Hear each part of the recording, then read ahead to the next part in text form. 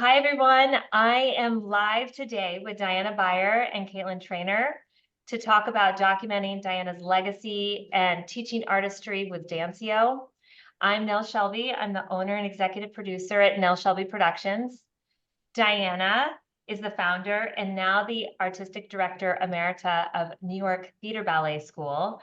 She continued directing and teaching through early 2022. And last year, she was a 2023 Martha Hill Lifetime Awardee among many, many, many other awards that she has received.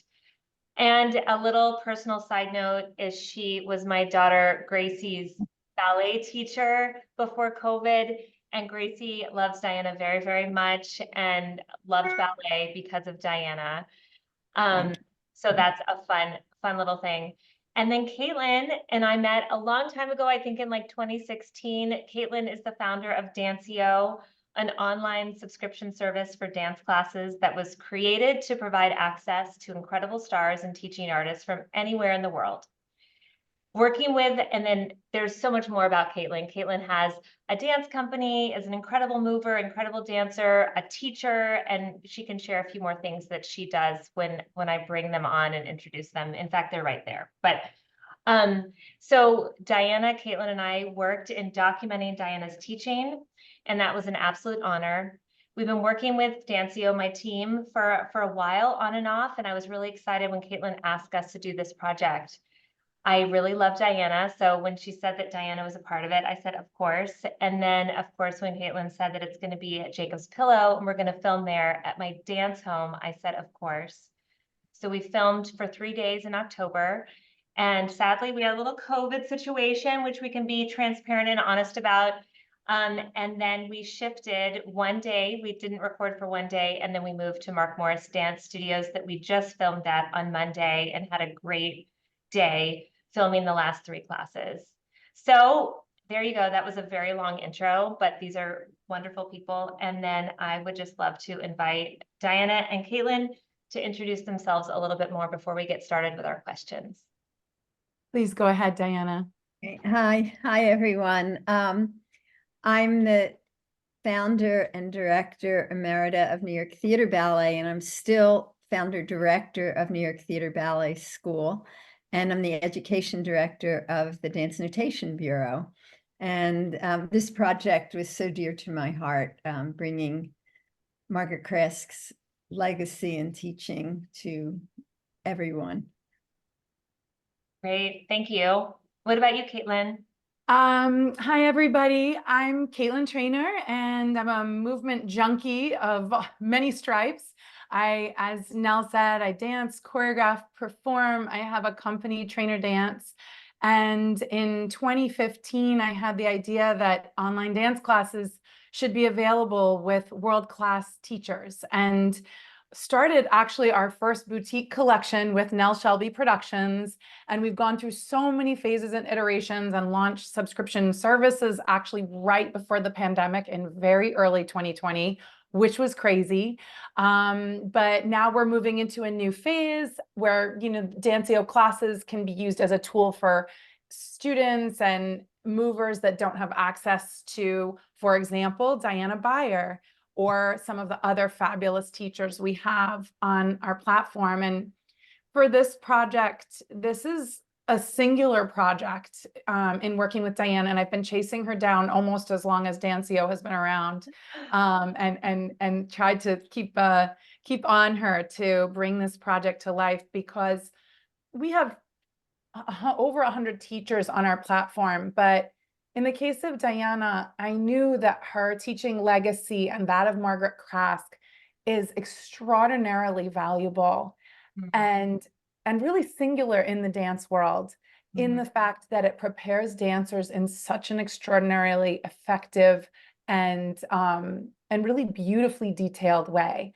And so I had the idea to do a legacy project where we say, Diana, let's see how you train a dancer from the young ones all the way through these professionals whose artistry branches in so many directions, and somehow Diana consented to do it, and Nel too. And I just think this has been a dream team. And I know that was a super long intro, but thank you. No, that was perfect. You covered a lot of the things that I was going to ask you. So I'm so glad. Will you go back a little bit and just talk about how you all knew each other and like you said a little bit of why Diana, but I would love to hear that. I think it was that Diana was someone, perhaps it was Mindy Aloff, think it was. recommended. Yeah, so I have a dear relationship with the amazing and heartful dance critic Mindy Aloff, and I take her recommendations seriously. So I said, oh, well, of course I'll invite Diana to teach a class. I researched her and thought, okay. And because I'm not a ballet dancer, I don't know all of the details of like the landscape. And so when Diana taught, I immediately saw like, okay, this needs to be a much bigger collection. We need to capture this whole teaching for teachers and for students. But she was a recommendation, as we do in the dance world, right? Friends of friends. And Yeah. that's kind of the beauty of our family tree. Yeah. So Diana, when Caitlin reached out to you, what did what was your response, your reaction? Like, were you ready for this? Were you thinking about it kind of in the back of your mind to make sure you got this material out there in the world? Well, I wanted to get the material out there. It was always in the back of my mind, and I kind of didn't know how, and it was just there in the very, very back of my mind. And when Caitlin called, it was just absolutely yes. And I was especially happy because she wanted me to teach a few children's classes. Right. And that, Oh, keep going. Yeah. and that's, I thought was really great because I could bring the way Crask taught the children into this platform where people from all over the world would get to see it. So how did you all get from you making the phone call to Diana to then thinking about, I mean, I know that you're a student of Margaret Crask. So how did you get to that point and then to Jacob's Pillow? Can you talk about that? Well, I was with Miss Crask at Jacob's Pillow in the late 60s. And I remember lots of things. I was a Juilliard student starting in 1964. And then I left Juilliard after the first year because I was getting work, and I went back on an extension division, but I didn't get to study with Crask. And I was dancing here and there, and one of my dance partners, Christopher Lyle, said, oh, you must study with Crask. So I went, and for me, I had seen the light. And then in the summer, I went to Jacob's Pillow because in those days you could just go and register for a week of Crask's classes. It was a little different in those days. And I remember taking class with her, same studio where we shot the classes. And then after class, we would go to her cabin, and Ted Shawn would come out, and the two of them would tell stories. And we would sit on the grass. They would sit on these lawn chairs, and they would just tell stories. It was extraordinary. And Miss Crask would always have a glass of water with 2 tablespoons of apple cider vinegar in it. And we would be sitting there getting eaten up by mosquitoes. I mean, I was covered. And Miss Crask would sip her apple cider vinegar and not get one mosquito bite. Oh, probably because of that. Yeah, it was Cider vinegar. extraordinary. But Oh my gosh. it was incredible to be sitting there on the lawn as a young person and listening Wow. to these fantastic stories and taking her class. So what stories would I always veer. I'm veering, but like what stories what would they be talking about? Like their dancing days or Yeah, dancing days, they would kind of quibble a little bit between them. Miss Chris would tell us about Pavlova because she was a friend of Pavlova, and she would break in Pavlova's shoes because they both had the same shoe size. I think it was a 4.5. And supposedly Miss Pavlova didn't like breaking in her point shoes, so Miss Crask did it. Stories about Miss Crask's life in India following Mayor Baba. She would talk about that. Ted Shawn, I don't remember so much, but he would sort of mix in and tell stories about choreography and things like that. Mhm. We'd Well, just sit there and not say a word. We would be so mesmerized. And oh there were my just a gosh. few of us. It was just me and maybe 3 other people. It wasn't the whole of Jacob's Pillow that was there. How lucky for you. That's Oh, incredible. really Wow. lucky. Yeah, that's so in terms of like taking in the work that she or the movement that she was teaching you, or the technique, I should say, that Margaret Krask was teaching you. Like you must have really worked with her quite a bit to be able to remember everything. Like how do you About 20 years I worked with her in between jobs, Mhm. dancing professionally. But I kept notebooks. And the funny thing is, I must have invented some kind of shorthand in those days, because some of them trying to decipher what I wrote has been Mm. quite an experience. But, I'm getting there. But I have years of her classes. And I had years of tutors' classes as well, but I lent them to somebody and they left them on the subway. Oh, that I feel like that's so the story, right? Like I feel like you hear of people doing that and you're being Yeah. generous and It was yet, a different time in the world because you didn't have a copier and yeah. you did longhand notebooks. But the one thing about Krask was she taught a class. She never gave a class. And those are 2 very different things. And Mhm. that's one of the things I wanted to get across in this series, that this isn't about choreography. It's not about the teacher's personality. It's about giving your knowledge to someone, and you are teaching them and you are preparing them for the center. And then the center prepares you for what you have to do during the day. And that's true teaching. It's not giving and you're exercising and you're taking your leg higher, you're working on more pirouettes. This is Mhm. something entirely different. It's Mm. really an art form. It's teaching an art form, not athletics, not tricks. Yeah. So Well, you definitely got that across, I would say. So I'm curious, I want you to keep talking, but can you talk about preparing, which goes along with this, like how you and Caitlin, did you all work together on preparing the classes? Did Caitlin just give you full, Diana, go figure out, like how did you all determine the number of classes and how did you figure out like what you're going to include in this series? Well, I well, we collaborated on the structure. Anytime I work with an artist, I'm pretty good at like intuiting when someone has something to share. And I don't want to get in the way of that or obstruct that. In the case of Diana, I knew this was a bigger, much bigger thing.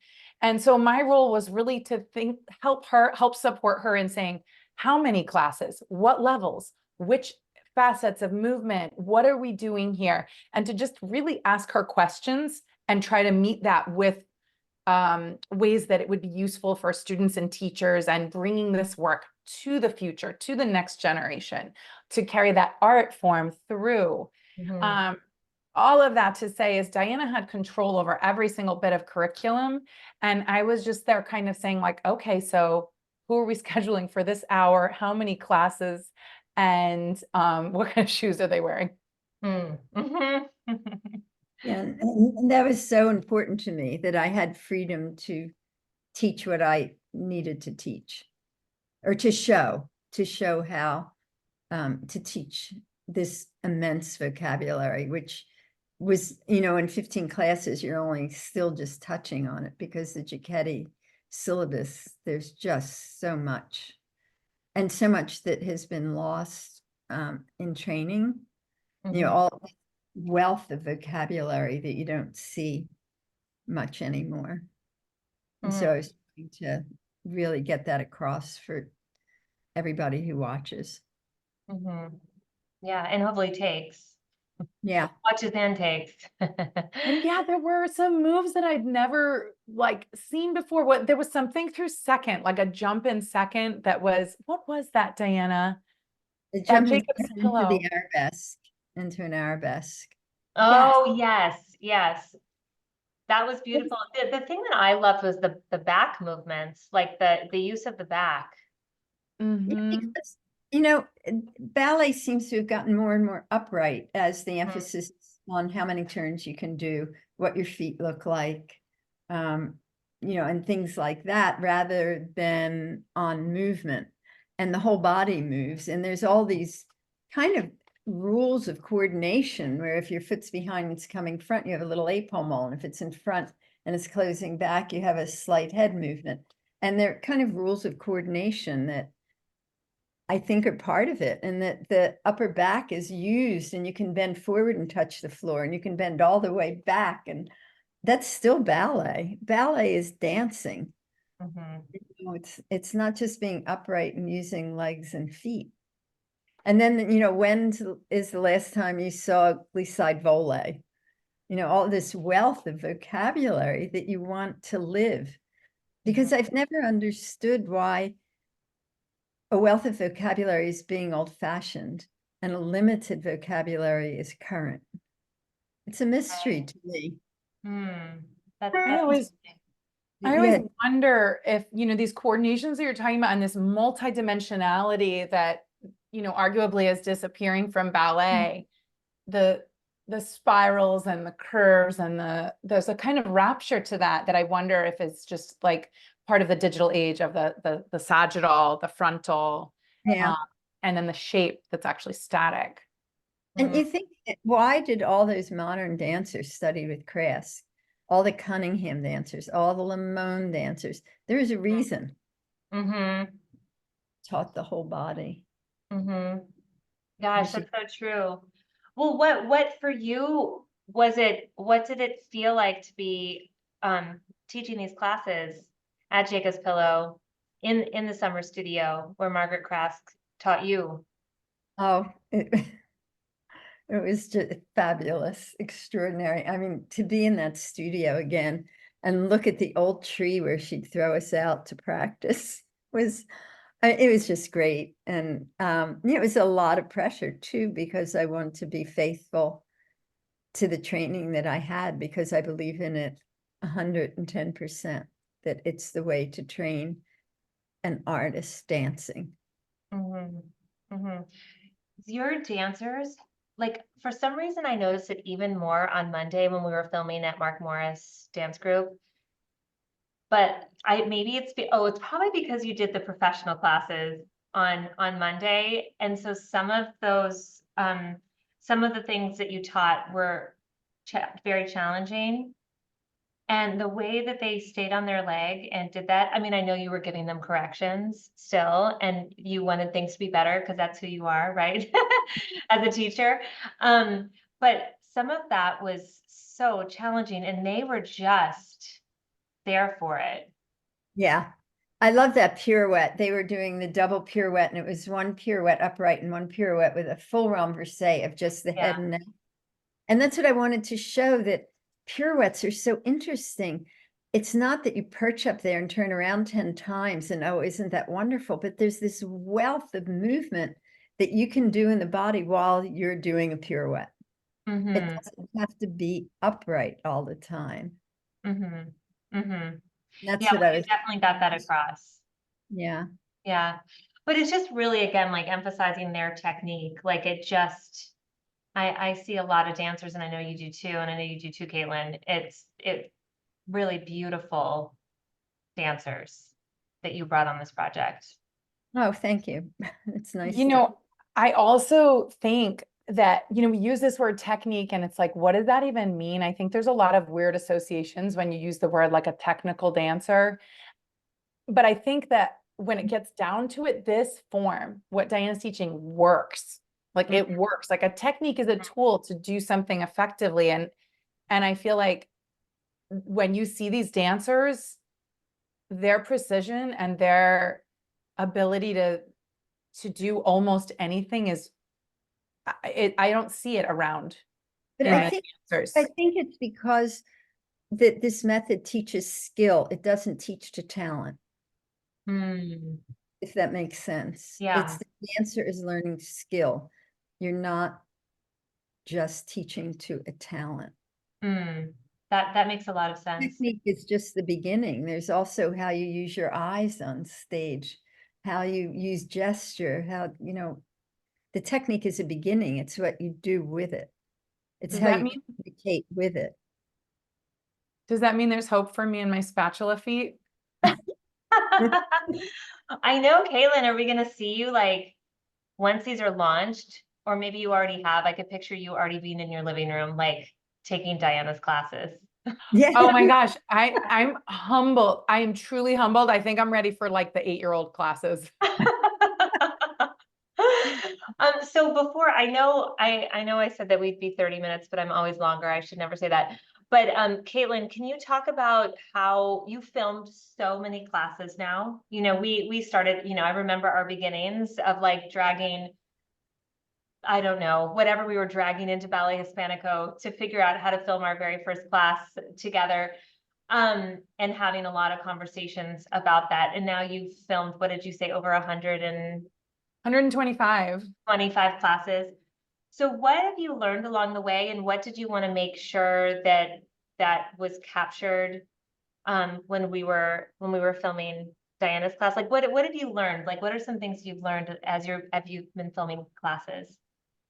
Well, just to go back to that first shoot with you at Ballet Hispanico, you had me run down to the bodega and get these like branches so that there was an ornament in the background. And it did make all the difference to have this one just like beautiful item in an otherwise plain room. So that I remember attention to that. detail, yeah, that attention to detail that you brought to the very first shoot was something that I really held in my head of like, wow, like your team before a shoot is like, wait, is there a piece of tape on the floor over there? Like, we got to make sure that's gone. And I remember that as like, if I don't do the Nel Shelby, then I'm in trouble later.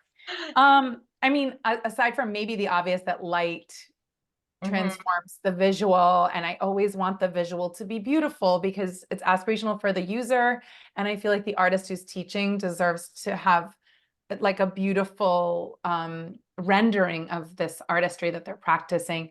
I'd say along the way, number one is like trust your instincts about people and what they have to share, you know, and sometimes someone's there because they're a true master teacher. Other times, you know, I'll choose someone because they're a really different kind of performer or a legendary performer. But I think my main role and lesson is just to, when you choose that person, choose very carefully and then get out of the way.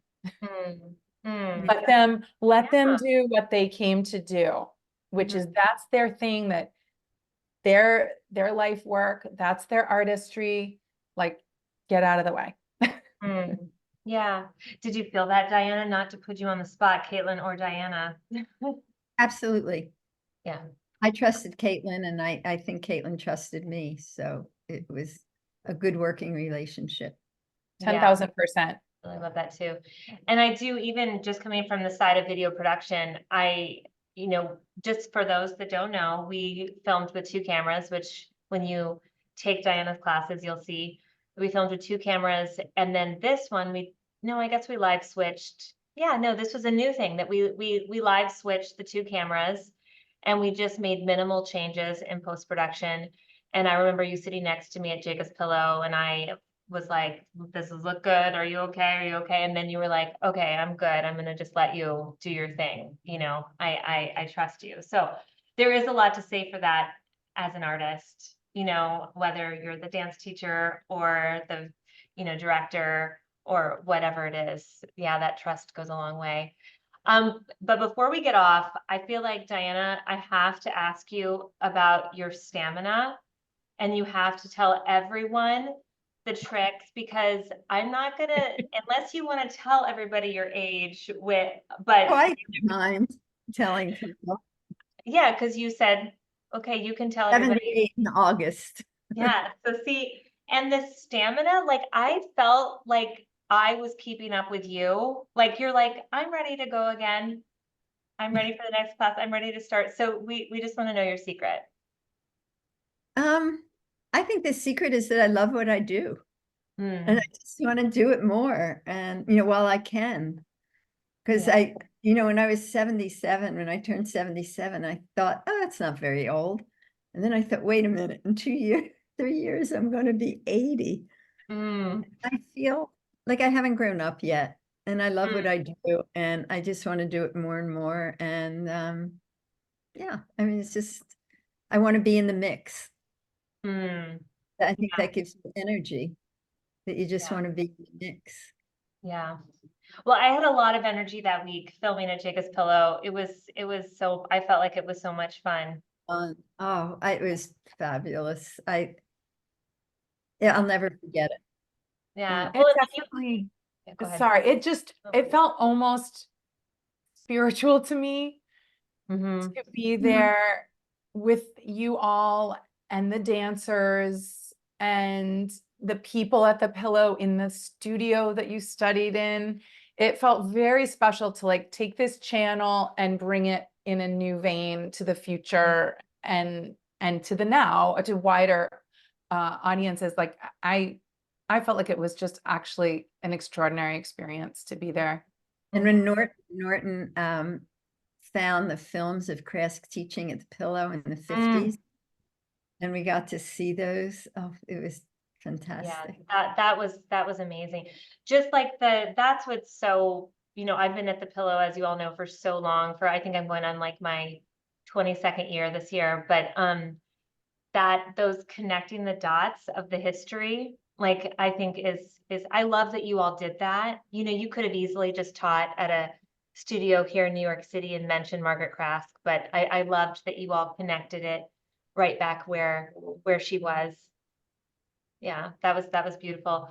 So, even though we probably could keep dissecting this and talking all day, so can you just tell us about like the launch of these classes, Caitlin? Do you know? I know we're getting them out to you, and also for those of you who don't know, and once you see the classes, we do have a beautiful intro that I like that shows some of that archival footage that of Margaret Krask that Diana just talked about. And Diana talks a little bit more about Margaret Krask's work. So that's really a lovely little part of it. But so Caitlin, just talk about like how this is how people can see it. When is that point? Yeah, so we are actually right now, we have our strategy in place and we're working on our timelines and the deliverables with the Jacob's Pillow and so on. But if they keep an eye on my DANCIO on Instagram or on the website, we are going to definitely blast this out. And I'm thinking early spring, late winter, we'll release the whole collection, but we might give a little teaser. There are actually already several of Diana's classes on our website, which will be part of the collection. We have 2 youth classes that are absolutely lovely for young ones and teach so much good stuff. So check those out now. And then by late winter, early spring, I don't want to put a deadline in case there's any delays. Look out and follow us and jump on the newsletter, and we will definitely keep everyone in the loop. Wonderful, wonderful. So Diana, is there somewhere where people, dancers can take classes with you live also if they're in New York City? Yes, we have adult intermediate level, beginner level and intermediate level, Monday, Tuesday, Wednesday, Thursday evenings at St. Mark's Church at 11th Street and 2nd Avenue. And the company classes are closed. My children's classes, you do have to register for the year.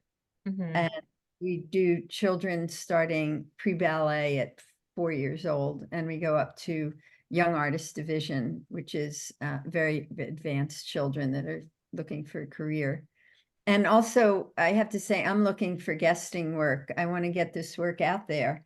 So I would love to find guesting work in different studios across the country. All right, well, AJM marketing team, make sure you put that in the description in Instagram. We'll make sure we know where to see Diana. And then Caitlin, it's so amazing that you've created this. Like it's really wonderful to see. I remember our very first conversations at like Deluxe on the Upper West Side near Barnard. Your vision and for people to be able to experience these classes all over the world. And so now Diana can be experienced all over the world, which is pretty great. So make sure everyone that you check out these classes and follow at my DANCIO. Also follow D Byer, is that right? Is it Yes. D Byer 34? No, yes, that's correct. Yes, yes. And then thank you both for joining me today. I really Thank you, appreciate it. Nel. Yeah, yeah. And thank you, Caitlin, for doing this. Mm. You know, and thank you, Nell. It's just Diana. you're two extraordinary people, and I'm so grateful. Oh. I am too. Thank you.